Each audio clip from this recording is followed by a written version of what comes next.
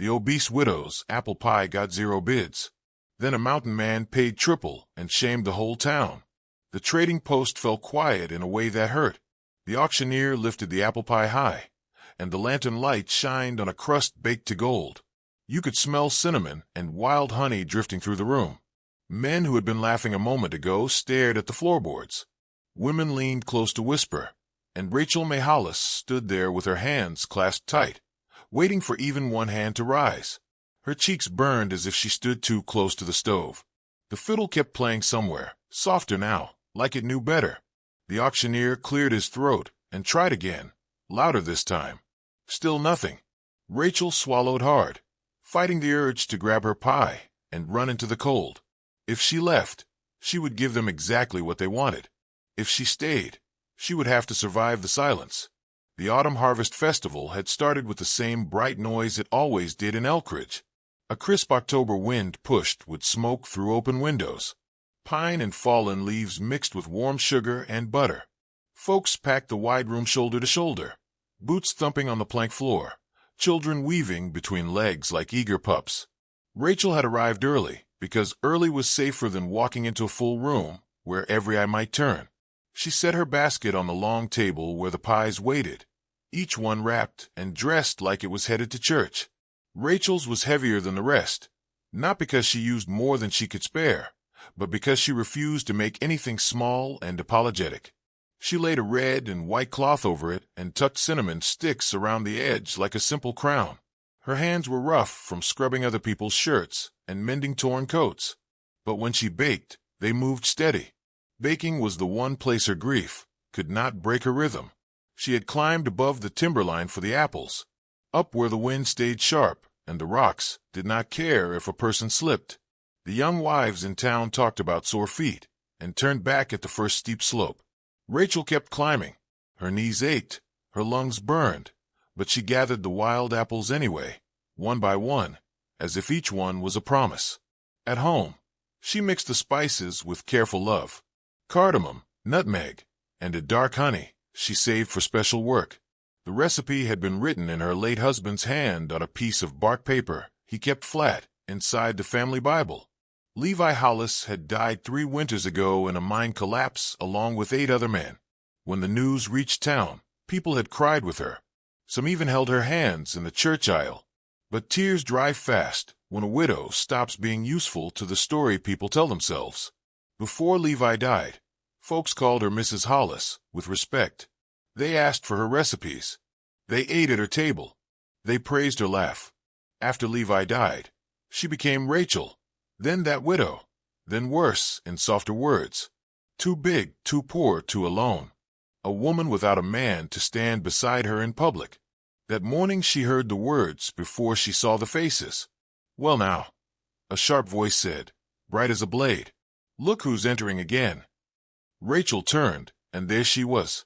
Darla, newer to Elkridge, but already acting like she owned the place.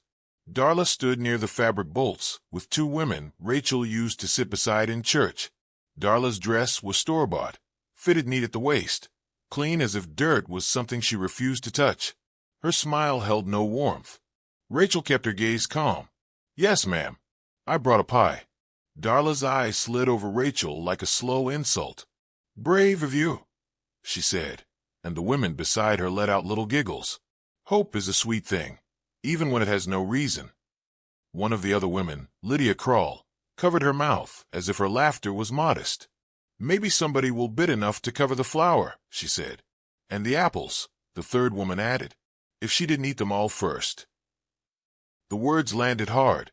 Rachel felt heat climb her neck, and for a second, she wanted to shout, but shouting would only make her look wild.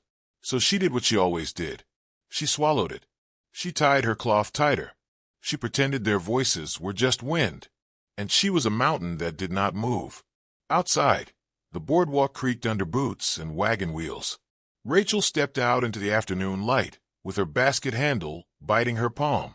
Gold sunlight spilled over the peaks, turning the pines dark and proud.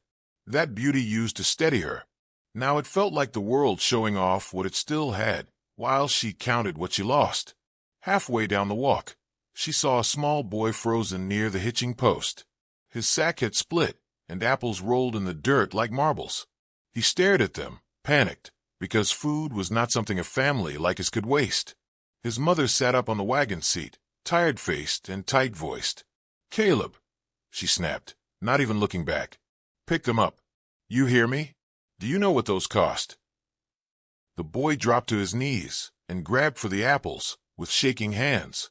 He was too fast, too desperate. His fingers were small and clumsy, and the apples kept rolling away.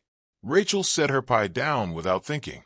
She lowered herself slowly to the ground, knees protesting, skirts stretching against her legs. The dirt was cold and packed hard. She reached for the apples one at a time, brushing dust off with the edge of her apron. "There," she said softly, placing a clean apple into the boy's hands. "Still good. Dirt washes. Food don't grow back easy." The boy looked up at her with wide eyes. "Thank you, ma'am," he whispered, like kindness was something rare enough to surprise him. "What's your name?" Rachel asked. "Caleb," he said. "Caleb Ransom." Rachel nodded. "You tell your mama you did right to bring apples home. That's honest work." The mother clicked her tongue at the horses and pulled the wagon forward without a word. The wheels rolled. Caleb stumbled to follow, clutching his apples. He looked back once, like he wanted to say more. Then he ran to catch up. Rachel stayed kneeling in the dust for a moment, watching the wagon disappear. A kindness given and forgotten. That was her life now. Still, she stood again, slow and stiff, and lifted her pie like it was something worth carrying. On the edge of town, 3 young trappers spilled out of the tavern, laughing too loud. Their faces were flushed from whiskey. One of them called out, "Hey, Widow Hollis, you bringing a pie tonight?" Rachel kept walking. Another said, "Don't waste your sugar. Nobody's bidding on that." The third laughed and said something meaner, something meant to make the others howl. Rachel did not turn. She did not answer. She walked on because she had learned that cruelty fed on response the way a fire fed on dry wood. By nightfall, lanterns lit the trading post like a warm box in the cold. Music and laughter poured out through the cracks in the walls. Rachel paused at the steps and took one breath that felt like it scraped her throat. Then she walked inside. The pies sat lined up like prizes. Braided crusts, sugar-dusted tops, fancy little dough leaves. Women clustered in bright knots of conversation, their voices easy and sure.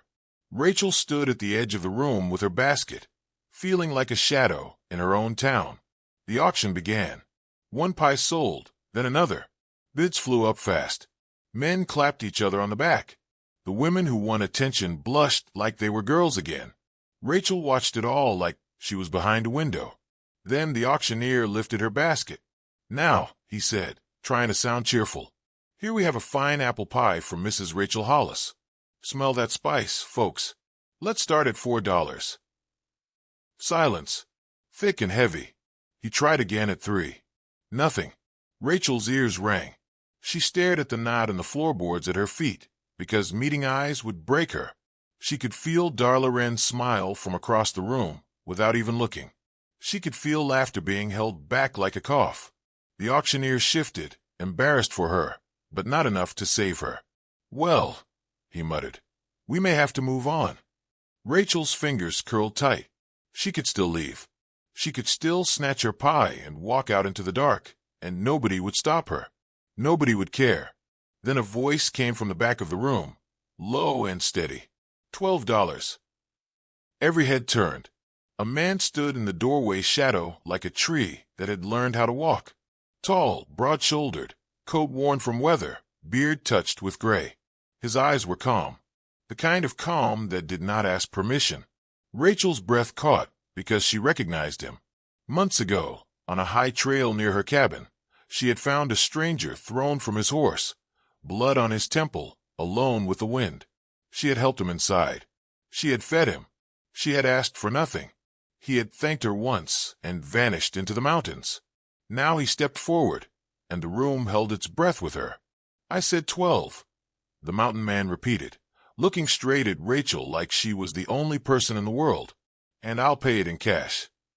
Rachel stood still, pie still on the table, heart pounding so hard she felt it in her throat. because she did not know what would hurt more, being saved in front of them, or finding out this was another kind of joke. And as the mountain man took one more step toward her, she realized she was about to find out. The trading post stayed frozen in silence as the mountain man walked down the center aisle. His boots struck the plank floor with slow, heavy sounds. The chatter and laughter that had filled the room a moment ago vanished like smoke in wind. Men straightened. Women stopped whispering. Even the auctioneer forgot his practiced grin. Rachel May Hollis could not move. Her hands were cold, but her face burned. $12 was not a polite bid. It was not a friendly gesture. It was triple what the auctioneer had asked for. It was enough money to buy flour for weeks, coal for the stove, and a little peace she had not known in years. The man stopped near the table. Up close, he looked older than she first thought, maybe in his mid-40s, with skin roughened by sun and snow. His coat smelled faintly of pine pitch and campfire. His eyes were a steady gray. Not soft, not cruel, just steady. The auctioneer blinked like he had been slapped awake. "Sir," he said carefully, "you mean $12 for Mrs. Hollis's pie?" "That's what I said," the man answered. A cough sounded from the front benches. Darla Wren leaned forward, her lips curled into a thin smile. "Maybe he didn't hear who baked it," she said, sweet enough to fool a child, not sweet enough to fool anybody else. The mountain man turned his head toward her, slow and calm. "I heard," he said. His voice was quiet, but it carried. The kind of voice that did not need shouting because it expected to be obeyed. Darla's smile flickered just for a second. Rachel's throat tightened. She had waited 3 years for someone to defend her, but now that it was happening, it almost felt dangerous. In Elkridge, kindness came with strings. A favor could turn into a debt. A public gesture could turn into a joke by morning. The auctioneer cleared his throat and tried to recover the room. "Well then," he said, lifting his hand, "do I hear 13? No one spoke. The mountain man did not look back at the crowd. He reached into his vest and pulled out folded bills, worn from travel but real. He counted them onto the table one by one with no hurry. That made it worse for the watchers. They had time to see it, time to feel it. Rachel stared at the money as if it might bite her. "Name's Silas Granger," the man said, finally turning his gaze back to her. "You made this pie." Rachel blinked. The name meant little to her, but the face did not. She knew that face. She knew the cut above his eyebrow, a pale line like a lightning scar. She remembered washing the blood away with warm water in her cabin. She remembered him waking with a hand already reaching for a knife, then stopping when he saw her and realized he was safe. "You," she managed. Silas gave a small nod. "You helped me on the Ridge Trail in June. You fed me when I couldn't stand straight. You didn't ask my name. You didn't ask what I had. You just helped." Rachel's chest tightened. She heard murmurs ripple through the room, the kind that carried both shock and disappointment. People did not like stories where the wrong person got honored. Darla shifted, searching for control again. "That was kind," she said, voice dripping with fake respect. "But surely you don't mean to make a spectacle of the auction." Silas looked at her, and the air between them turned sharp. "I'm not the one who made it a spectacle," he said. A few men near the back lowered their eyes. They knew exactly who had. The auctioneer swallowed. "The pie goes to Mr. Granger for $12, he announced too loudly. A fine bid. A very fine bid. A thin clap started somewhere, then stopped. No one wanted to be first to celebrate Rachel in front of the women who had been laughing at her. The room settled into an awkward hush, like a church after a hard sermon. Silas picked up the pie basket carefully, not like it was food, but like it was something made with love. Then he surprised Rachel again. He held out his arm. "Mrs. Hollis," he said, polite and steady, "would you sit with me and share it?" Rachel's breath caught. Her first instinct was to refuse, not because she did not want to, but because she could already feel the eyes on her back. She had lived under those eyes for years. They watched her walk. They watched her eat. They watched her grieve. They waited for her to slip so they could call it proof. But she also felt something else. A small, stubborn spark that had not died. The part of her that had climbed the rocky slopes for apples. The part of her that had knelt in dust to help a boy who was not hers. If she turned Silas down, she would be agreeing she did not deserve a seat beside anyone. Rachel lifted her chin and took his arm. A sharp intake of breath swept the front benches. Darla's face tightened like a pulled string. Lydia Crowell whispered something behind her glove, but Rachel did not look at them. She walked with Silas toward a small table in the corner, away from the auction platform, but not away from the stairs. Silas set the basket down, untied the cloth, and folded it neatly. His hands were large, scarred, built for axes and rope, but he moved careful. Rachel watched him without meaning to, because no man had ever treated something she made like it mattered. Not since Levi. When Silas lifted the cloth, the room filled with a warm scent of apples and spice. A perfect crust, browned and flaked. Small vents cut in the top, like tiny leaves. Silas stared for a moment, then let out one slow breath. "That smell," he said, almost to himself. "It takes a man back." Rachel's voice came out small. "It's my husband's recipe." Silas looked up. Levi Hollis. Rachel flinched at the sound of his name on another man's tongue. "Yes." Silas nodded once. "I knew him. Not well, but I traded with men from that mine. Folks said he was steady. Folks said he treated people fair." Rachel swallowed. The pie on the table suddenly felt like a gravestone and a gift at the same time. He did. Silas cut a slice with a pocket knife that had clearly seen rougher work. He set the first piece on a tin plate and slid it toward her before taking any for himself. Rachel stared at it. She could not remember the last time someone offered her the first share of anything. "You don't have to," she began. Silas shook his head. "I want to." Rachel took the fork.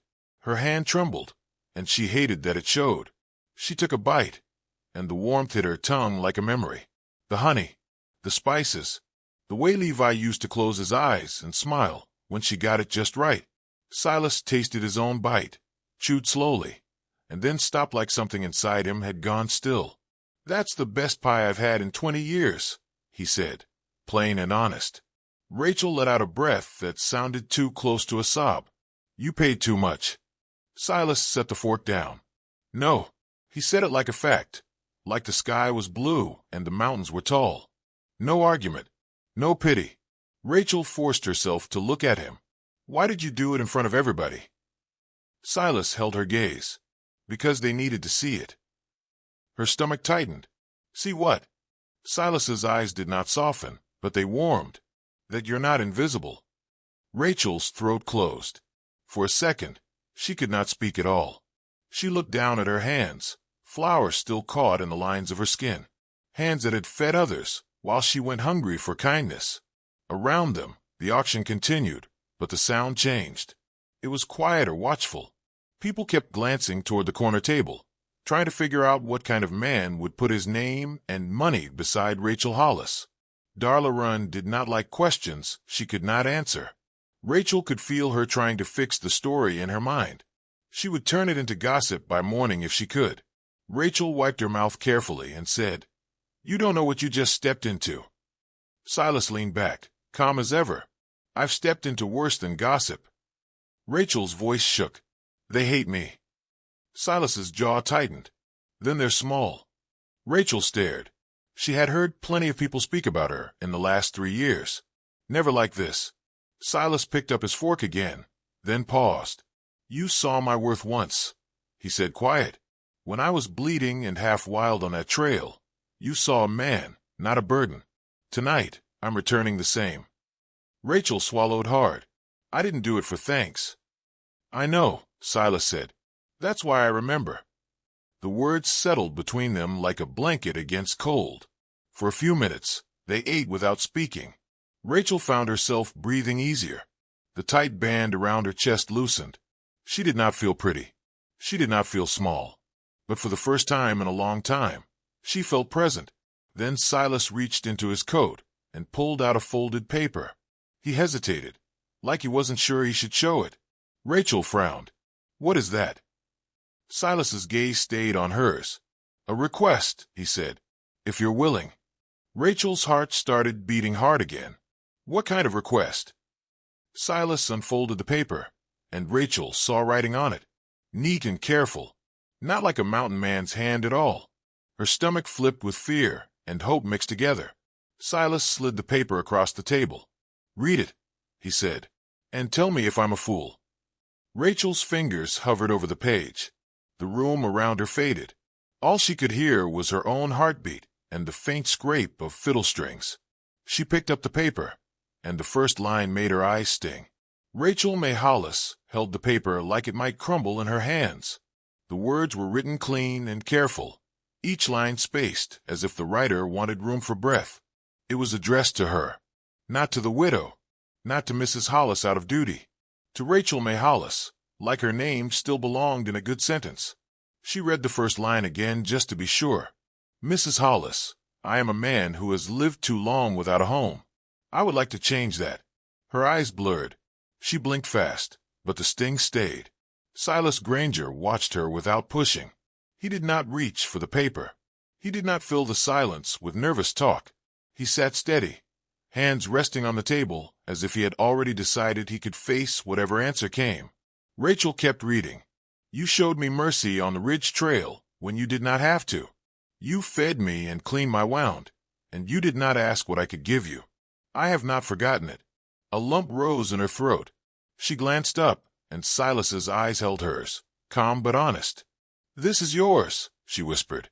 Silas nodded once. "I can't read good," he said, "but I can speak plain. I asked the schoolteacher to write what I said, word for word. That's why it's so neat." Rachel's mouth opened, then closed again. The thought of him standing in a schoolhouse asking for help with a letter meant for her hit her harder than the $12 bid. Not because it was grand, but because it was humble.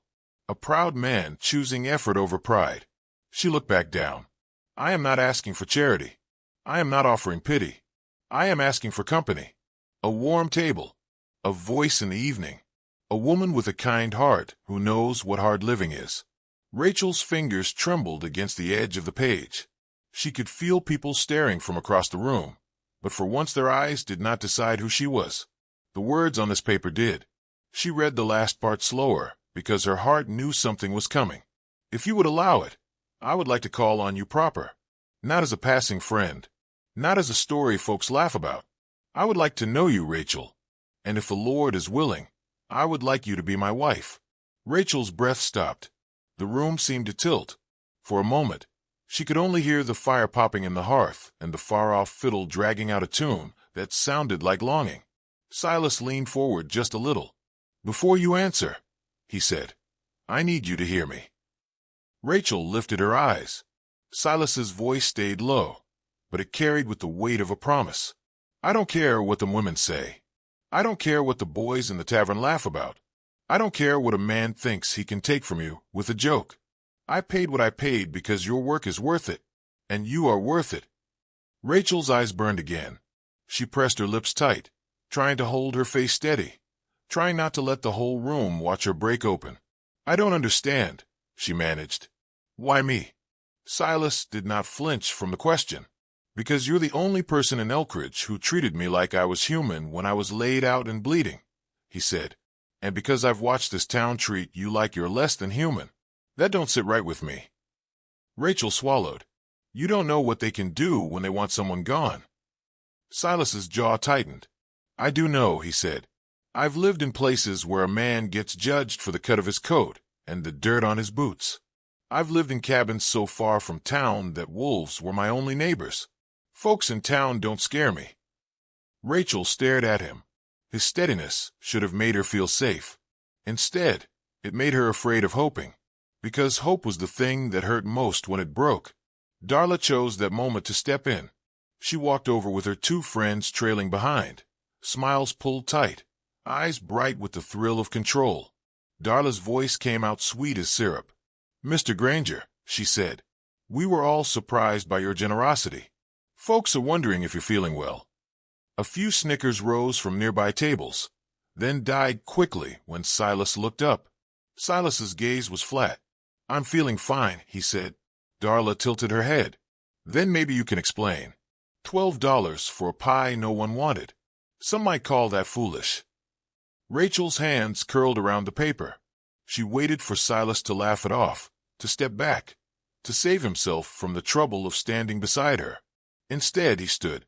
When Silas Granger rose, the table felt smaller. The lantern light caught the hard lines of his face and the gray in his beard. He did not shout. He did not insult Darla the way she deserved. His calm was sharper than any raised voice. "You said no one wanted it," Silas replied. "But what you meant was you didn't want it." Darla's smile twitched. "I'm only thinking of the auction's fairness." Silas nodded slowly. "Fairness," he said. "Like how you speak loud enough to cut a woman down, then call a concern." A hush spread outward, table by table, until the whole trading post seemed to lean in. Silas looked past Darla, letting his eyes sweep the crowd. "Rachel Hollis fed me when I was hurt," he said, voice steady. "She helped a boy in the street today when his mama didn't have time.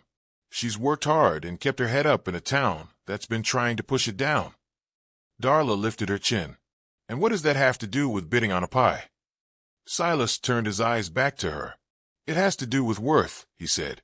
"Some folks measure worth by waistlines and fancy dresses and who sits where. I measure it by character, by what a person does when nobody's clapping." Rachel's throat tightened so hard she could barely breathe. Darla's cheeks flushed. "This isn't your place to lecture our community." Silas stepped closer, not threatening, just solid.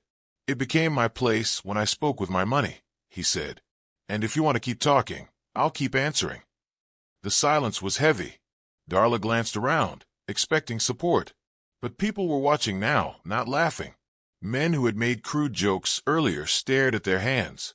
A few older women looked uncomfortable, like they remembered Levi, and felt shame stir where it had been asleep. Darla saw the room slipping from her grip, so she aimed at Rachel instead, voice dropping into a sweet knife. "Rachel," she said, "be careful. A man like Mr. Granger is a mountain drifter. He comes in, makes a scene, then leaves, and you'll be the one left holding the shame." Rachel's heart slammed in her ribs. That fear had lived inside her for years.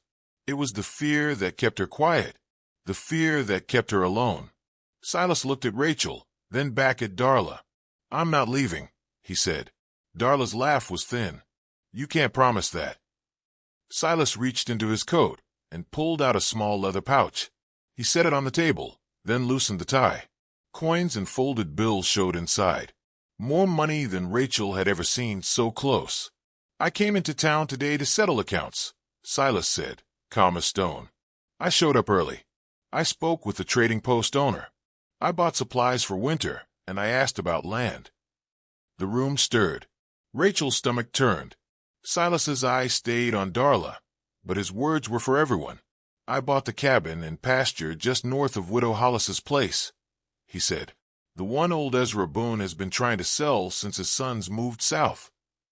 A sharp whisper ran through the crowd. Rachel's breath caught. "You what?" she whispered. Silas turned to her, and for the first time, his calm cracked enough to show feeling. "I did it so I could be close," he said. "So I could call on you without riding half a day.